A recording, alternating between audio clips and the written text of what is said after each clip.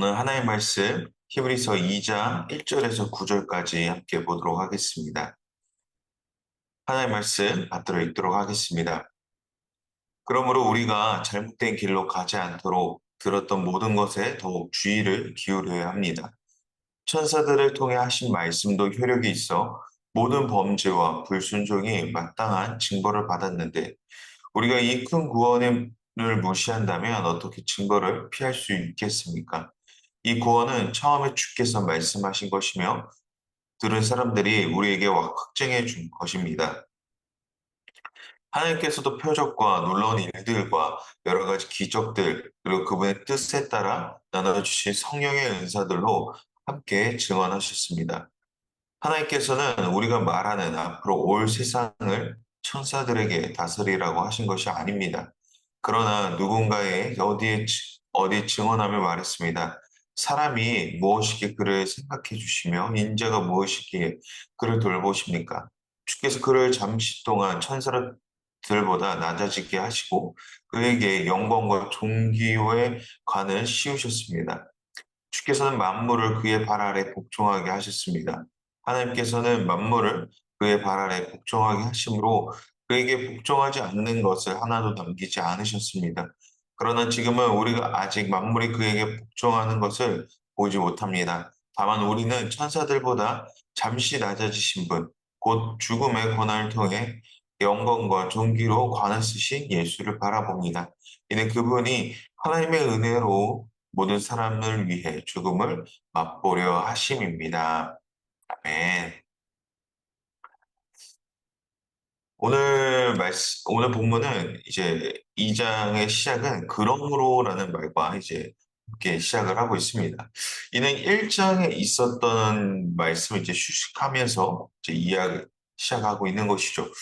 오늘 말씀을 잠깐 나누기 전에 1장의 말씀을 간략하게 나누면 말라기 이후에 이제 400년 만에 나타난 말씀이 곧 이제 예수 그리스도이셨다는 거, 그리고 예수님께서 오심은 처음이자 이제 마지막 말씀이 되셨다라는 것입니다. 이제는 율법의 마침이 되심과 동시에 이제는 행위로의 구원이 아닌 믿음으로 구원을 받게 됐다는 것. 그리고 이 구원의 은혜가 세상의 어떠한 권세로도 끊을 수 없는 이는 우리의 영원한 소망이 되어 자유케 하셨다라는 것이 이제 1장의 이제 내용이었죠.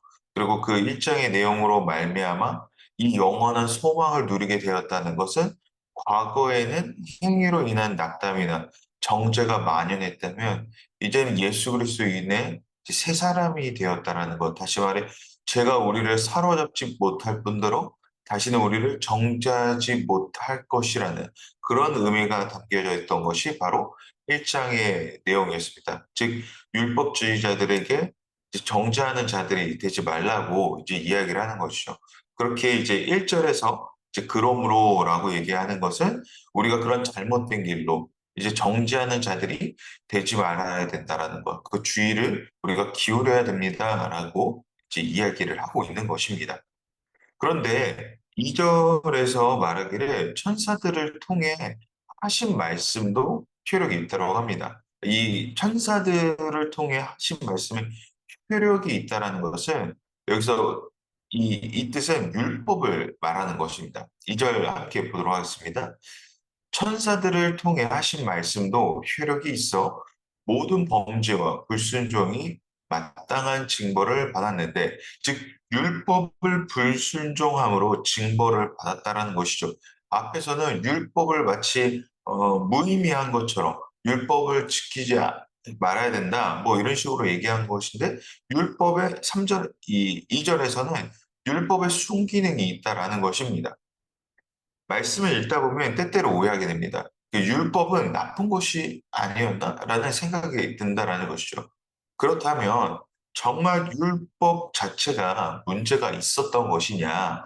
하나님께서는 이스라엘 백성들이 지키지도 못할 그런 율법을 왜 주셨는가라는 의구심이 생긴다라는 것입니다.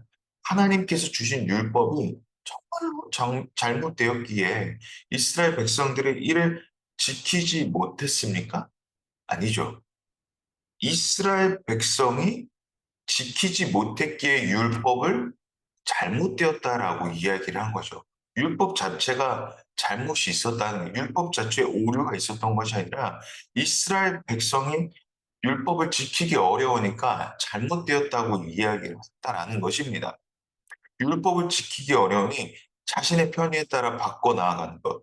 이제 더 나아가 율법을 지키기 위함이 아니라 하나님을 바라보기 위한 율법이 아니라 하나님의 사람으로 살아가기 위해서 율법을 지키는 것이 아니라 그저 형식만이 남아있는 율법이 그저 무의미한 남을 판단하는 방법으로 남들보다 우위에 있기 위한 그런 형식으로만 남아 버렸다라는 것이죠.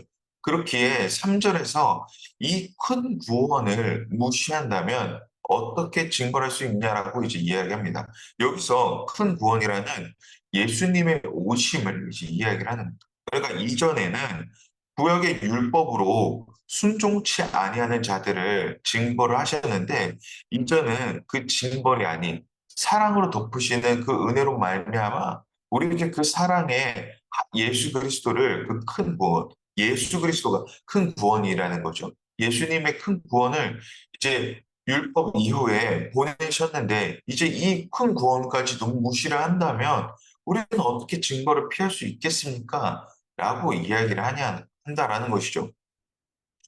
그러면서 이제 6절로 넘어가면 시편의 8편에서 시편 8편에서를 인용하며 이렇게 묻습니다. 그러나 누군가의 어디에 증언함을 말합니다. 사람이 무엇이기에 그를 생각해 주시며 인자가 무엇이기에 그를 돌보십니까? 라고 저자는 이야기를 합니다. 하나님, 왜 지금 이 율법을 지키지 않는 우리의 삶 가운데에 예수 그리스도라는 큰 구원을 보내시고 이런 은혜를 이 배신을 끊임없이 반복하는 우리의 이스라엘 백성들에게 우리에게 왜 이렇게까지 하십니까? 사람이 도대체 무엇이기에 하나님 이렇게 생각하십니까? 하나님 대체 내가 무엇이기에 이렇게 사랑하십니까? 라고 이제 6절에서 물어보는 것이죠. 우리가 대체 무엇이길래 하나님의 독생자 아들까지 주시면서 주님께서는 왜 이렇게 하시는가? 매번 실수와 넘어짐에 반복되어지는 우리를 보면 하나님 지치지도 않으십니까? 어떻게 이렇게 사랑하십니까? 수많은 불순종과 수많은 배신에도 불구하고 주님은 어떻게 참으시며 어떻게 그 징벌을 받지 않게까지 어떻게든 받지 않기 위하여 하나님께서 그 독생자 아들을 보내심으로 통하여 끝까지 우리의 손을 놓지 않고 계십니까? 라고 6절에서 얘기를 하는 것입니다. 그런 이유가 무엇입니까? 하나님께서 이렇게까지 하시는 이유가 무엇입니까? 사랑하기 때문이죠. 다른 이유가 무엇이 필요합니까? 사랑하기 때문이라는 것입니다. 하나님의 사랑은 부모의 사랑과도 같다라고 이야기를 합니다. 나의 자식이 실패할지더라도, 나의 자녀가 넘어지더라도 부모는 포기하지 않습니다. 부모는 자식에게 모든 것을 주어도 아깝지 않을 그런 모성애를 가지고 있습니다. 포기하지 않는 것이 부모이죠. 나의 사랑하는 자녀를 포기하는 것은 부모된 마음을 다하지 않는 것과 같습니다. 남녀가 결혼하고 아이를 양육한다라는 것은 무슨 의미가 있냐? 포기하지 않는 것을 배우게 되는 것 같다라는 생각이 듭니다. 남편에게 또 아내에게 포기하지 않는 것을 배우게 되고요. 아이가 생겨나면 그 아이를 포기하지 않는 그러한 하나님의 사랑을 배우게 하는 것 같습니다. 이런 사랑, 우리를 절대 않으시는 하나님의 사랑에 우리는 무엇을 배울 수 있겠습니까? 우리는 무엇을 할 수 있습니까? 그 포기하지 않으시는 하나님의 사랑에 우리는 어떻게 응답할 수 있습니까?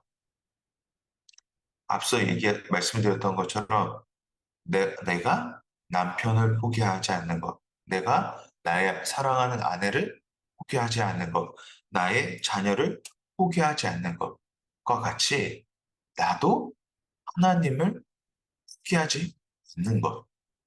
이것이 우리가 할 수 있는 것입니다. 하나님이 나를 포기하지 않으신 것처럼 나도 주님을 포기하지 않는다라는 것이죠. 주님, 이만큼이면 된 것 같습니다. 주님, 죄송해서 이제는 더 이상 못하겠어요. 그런 말이 아니라 주님이 포기하지 않으시는데 왜 나는 도대체 포기하는가? 주님의 신실한 사랑이 나를 끝까지 붙잡고 가신다라고 약속하셨는데 내가 뭐라고 이 손을 놓아버리는가? 죄송해서라는 말이 아니라 주님, 어떻게든 내 손을 꼭 잡고 가주십시오. 주님, 어떻게든 나의 삶 속에서 일하시는 하나님의 은혜를 발견하게 하여 주시옵소서. 하나님, 내가 스스로가 죄인인 것을 압니다. 주님, 이 죄인의 삶을 하나님 꼭 붙잡고 가주시옵소서. 라고 이야기해야 된다는 것. 이것이 우리의 삶 속에서 표현되어야 된다는 것이죠. 하나님 사랑에 감사로 표현하는 것. 포기하지 않으시는 하나님 사랑에 감사하는 것. 이것이 우리가 해야 할 태도라는 것입니다. 하나님 포기해 주십시오가 아니라 하나님 포기하지 않으시는 사랑에 감사합니다. 라는 그러한 표현을 해야 된다라는 것이죠. 여전히 붙드시는 하나님의 사랑에 감사하는 것. 어렵다면 이 자그마한 우리의 신음소리조차 들으시는 하나님께 조그만 마음이라도 표현해야 된다는 것이죠. 주님께서 우리의 마음은 물론 아십니다. 그런데 우리가 표현하시기를 하나님께서 기다리고 계신다라는 것이죠. 표현은 어떤 의미를 갖고 있습니까? 확장을 일으킵니다. 사랑의 확장을 일으키게 됩니다. 우리가 어, 제가 일주일에 한 번 참 저희 아내에게 참 감사한 것은 일주일에 한 번 저희 아내는 부모님들께 꼭 연락을 합니다. 그리고 안부를 물어봅니다. 그리고 마지막에는 감사하고 사랑한다라는 표현을 꼭 합니다. 굳이 참 저는 그런 모습이 참 없는데 아내에게 그런 모습에 대해서 참 감사할 때마다 물어보는 것은 표현해야지 부모님도 아신다라는 이야기를 한다라는 것이죠. 그래서 표현은 확장을 일으킨다라는 것입니다. 말하지 않으면 모릅니다. 주님께서 우리의 모든 것을 아신다고 말하지만 주님께 우리의 사랑을 표현할 때에 주님도 반응해 주신다라는 것이죠. 그렇게 사랑의 확정이 일어난다라는 것이죠. 부모님들께 자녀들이 사랑한다라는 것을 당연히 알 겁니다. 그런데 표현하는 것은 아는 것을 넘어서 기쁘게 합니다. 그러므로 우리 또한 주님이 우리의 마음을 아시지만 우리도 주님께 표현해야 된다라는 것이. 그럼에도 불구한 하나님의 사랑과 은혜에 감사합니다.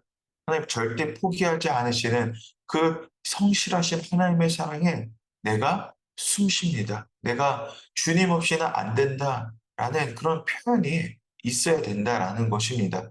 우리는 얼만큼 주님의 사랑에 표현을 합니까? 주님의 사랑에 얼마나 감사함을 누리며 나아가. 주님 알지요. 내가 주님께서 나를 사랑하는 거 압니다. 그런데 우리의 삶 속에서 얼마나 그런 표현들이 되고 있다라는 것입니까? 말하지 않으면 모른다라는 말하지 않으면 모릅니다. 말하지 않아도 아는 것은 없는 것 같습니다. 있을 수도 있습니다. 그런데 말을 하게 되면 어떻게 됩니까? 이것이 전달되어지는 그 은혜에 폭풍이 몰려온다라는 것이죠. 이와 같이 그렇게 될 때 우리는 하나님께서 채우시는 은혜의 파도를 경험하게 될 줄을 믿습니다. 우리의 사랑에 화답하시는 하나님의 은혜를 맛보고 하나님께서 나에게 응답하지 않으시는 것이 하나님 언제 나에게 말씀하시니 내가 표현하지 않다라는 것. 내가 표현하지 않았기 때문에 하나님께서 응답하시지 않으시지는 않은 건가? 라고 우리는 오히려 되물어야 봐야 된다는 것이죠.